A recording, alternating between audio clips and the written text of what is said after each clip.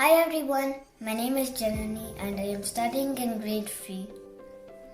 I am in the advanced scratch course and I am really enjoying it because I learn new things every session. Recently I made a Google Translator project that is really cool. Let me show you it.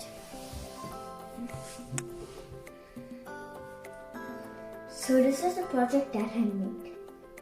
As you see, there are 3 boxes for 3 different languages. Now I'm going to click on one of the languages. You can see a rectangle box appearing at the bottom to input a word or sentence in English to translate it into its equal word in French.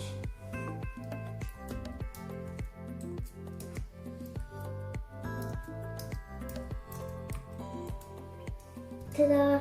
It says bonjour in French, which means good morning.